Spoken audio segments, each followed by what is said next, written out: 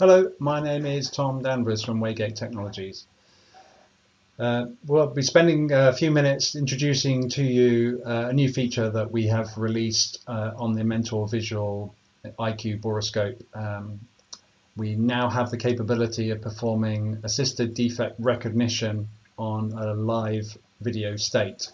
So whilst the inspection is being carried out live, as you can see written in the top left hand side of my borescope screen currently, we now have the ability to operate an artificial intelligence based analytic to present the bounding boxes associated with defects as well as the appropriate defect classification for the LM2500 analytic that Waygate Technologies has developed.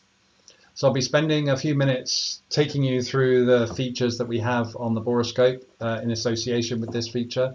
But first I'll be just introducing you to some sample video clips associated with this workflow.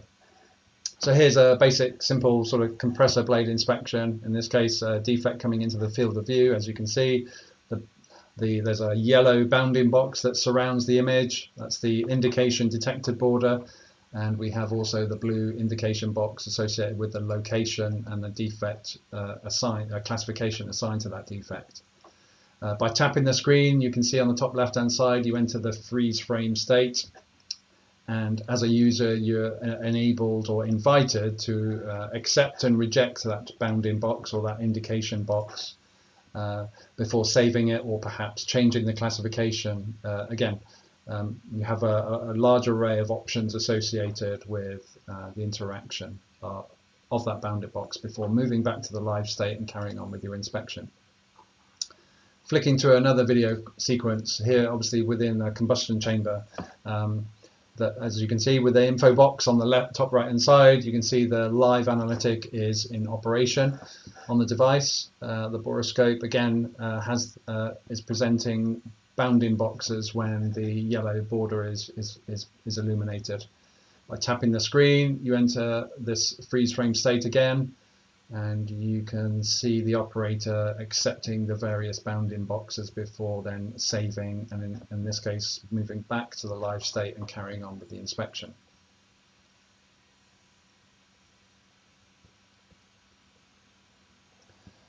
So assisted defect recognition really is something that can be operated in the background whilst you carry out your inspection as you do today.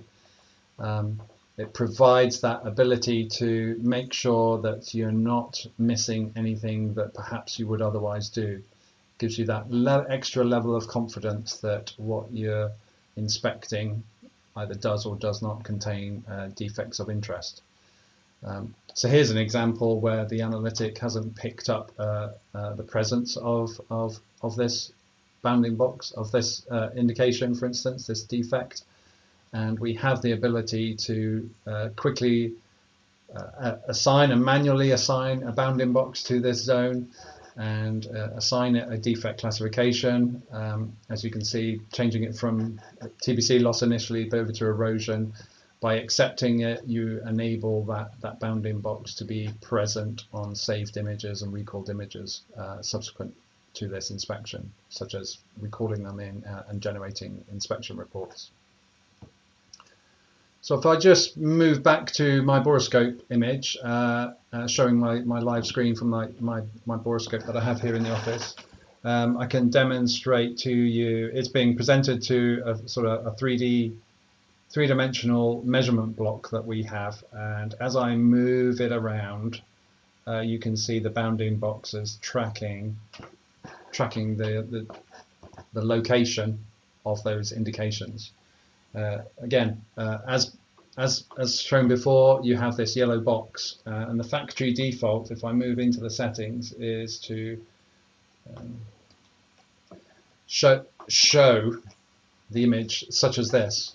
So by turning off those indications and defect classification labels, you're presented with an info box that you can see on the top right hand side. You can tell the analytic is in operation. It's detecting either 2 or 3 indications, and by tapping the small button that you see on the right hand side, the peak button, you can temporarily be presented the location of those defects that it has found. That lasts for 10 seconds before they then disappear off again. Going back into the settings, into the live analytics page, by turning the indications back on and the classifications back on, I also have the ability to assign a filter. So if I were to filter against dent and nick and do the same again for the still analytic, dent and nick, go back to the live state. So you can see it's reminding the user that I have a filter activated in accordance with the dent-nick classification, and it's now not presenting any bounding boxes associated with dent and nick. So those initial bounding boxes that were there before are no longer presented to the user. Again, if I move to the still state, those dents and nicks are not presented since they were filtered. So that's considered a very useful tool so that you, the user, are not flooded with all sorts of bounding boxes associated with defects that perhaps you might not be interested in during your inspection, such as TVC loss, for instance, or some other benign rub or defect classification that your inspection procedure is not concerned with. Last thing I really wanted to draw your attention to is there's lots of information associated with this capability, and the main one being the data sheet. As you can see on the screen, this is available on the borescope by navigating your way into the analytics page and pressing the info box. Once you have LM2500 activated or in focus, either the still or the live one, by pressing the info box, you're presented with the data sheet. So there's more information here in terms of what it's designed to do, what it's not designed to do, the accuracy metrics associated with its performance, and the various user workflows associated with its operation. And lots of frequently asked questions that you'll see there. So this is available on the borescope, but also online and on our website, waygatetech.com, and also on the Inspection Works public store on inspectionworks.com. So yes, thank you very much. Just introducing you to the recent announcement of live ADR on the MVIQ. Thank you.